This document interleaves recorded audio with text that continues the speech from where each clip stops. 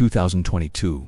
For the world of cryptocurrency, this year wasn't just a downturn, it was a reckoning. A period of euphoric highs came crashing down, wiping out trillions of dollars in value and leaving a trail of financial and human devastation. This wasn't just a market correction.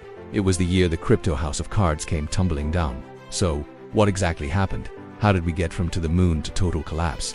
And what does it mean for the future of digital assets? Let's dive in. Our story begins in early 2022. The crypto market was still riding high from the bull run of the previous year. Bitcoin was trading at prices that would seem unthinkable today. And a whole ecosystem of new coins, tokens, and projects were attracting billions from both institutional and retail investors. The mantra was HODL, hold on for dear life. The belief was that the only way was up, but beneath this shiny surface the foundations were starting to crack. The global economy was facing headwinds, rising inflation, interest rate hikes, and geopolitical uncertainty. These macroeconomic pressures started to squeeze speculative assets, and crypto was at the top of that list. Then, in May, the first major domino fell, and its name was Terra Luna. The Terra ecosystem was built on a fascinating but fragile premise. It had a stable coin called Terra USD, or UST, which was supposed to be pegged one-to-one with the US dollar. Unlike other stablecoins backed by actual dollars or assets, used was an algorithmic stablecoin. Its stability was maintained by a complex relationship with its sister token, Luna. In simple terms, you could always trade $1 worth of UST for $1 worth of Luna, and vice versa. This arbitrage mechanism was supposed to keep the UST price stable at $1. For a while, it worked. The ecosystem grew, and its founder, Do Kwon, became a larger-than-life figure, known for his brash confidence and taunts to critics. The Anchor protocol, which offered a seemingly impossible 20% annual yield on used deposits, drew in tens of billions of dollars. It seemed too good to be true, and it was. In early May, a series of massive withdrawals from Anchor put immense pressure on the UST peg. As the price of UST started to slip below $1, panic set in. The algorithmic mechanism went into a death spiral. To try and prop up UST's price, the system started minting trillions of new Luna tokens, completely destroying Luna's value. Within a matter of days, both UST and Luna, which had a combined market capitalization of over $40 billion, went to virtually zero. It was an extinction-level event. People who had invested their life savings, their retirement funds, their children's college tuition, lost everything overnight. The stories were heartbreaking. On Reddit forums, people shared stories of despair and ruin. The human cost was immense, a stark reminder that behind the charts and numbers are real people with real lives. The Luna collapse sent shockwaves through the entire crypto industry. The confidence that had buoyed the market was shattered. This wasn't just one bad project failing. It was a cornerstone of the so-called decentralized finance or DeFi space, proving to be a catastrophic failure. The contagion began to spread. Crypto lending platforms like Celsius and Voyager, which had significant exposure to Terra Luna and had offered high yields by taking on enormous risk, suddenly froze customer withdrawals. They had been acting like unregulated banks, taking in customer deposits and lending them out in risky bets. When the market turned, they were left insolvent. Millions of users were locked out of their accounts, their funds trapped in bankruptcy proceedings with little hope of full recovery. The dream of a decentralized financial system that empowered the individual was turning into a nightmare of centralized points of failure. For a few months, the market tried to stabilize. It was battered and bruised, but many hoped the worst was over. And then came the final, most devastating blow. The collapse of FTX. FTX wasn't some obscure DeFi protocol. It was one of the largest, most respected crypto exchanges in the world.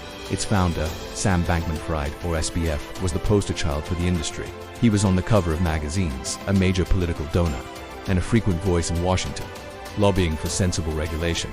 He presented himself as the responsible adult in the room. His exchange, FTX, was seen as a safe and reliable place to trade. The bombshell dropped in early November. A report from CoinDesk revealed that the balance sheet of Alameda Research, SBF's crypto trading firm, was heavily composed of FTT, the native token of the FTX exchange. In essence, SBF's trading firm was propped up by a token that his other company, the exchange, had created out of thin air. This raised immediate red flags.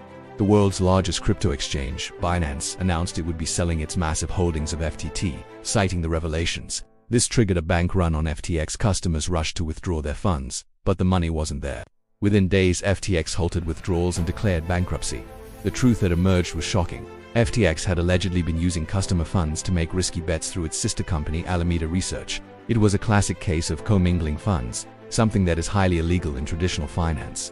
Billions of dollars in customer assets had simply vanished. SBF, the supposed savior of crypto, was now accused of perpetrating one of the largest financial frauds in recent history. The fallout was catastrophic. It wasn't just retail investors who were burned. It was also large venture capital firms and institutional players who had bet big on SBF and FTX. The trust that had been painstakingly built over years was incinerated in a week. So, how did this all happen? Looking back, the 2022 crash was the inevitable bursting of a massive speculative bubble, fueled by a combination of factors. First, there was the era of cheap money.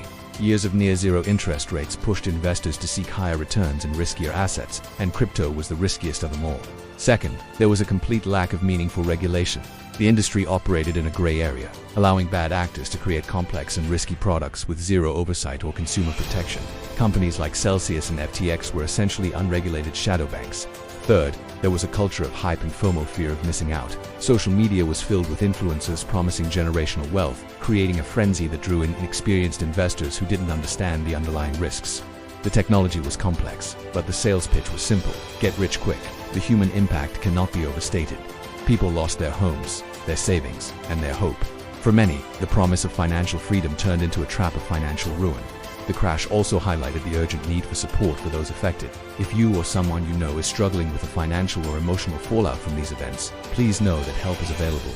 Talking to a financial advisor or a mental health professional can make a world of difference. There is no shame in seeking help. In the wake of the collapse, governments and regulators around the world, who had been slow to act, were finally jolted into action.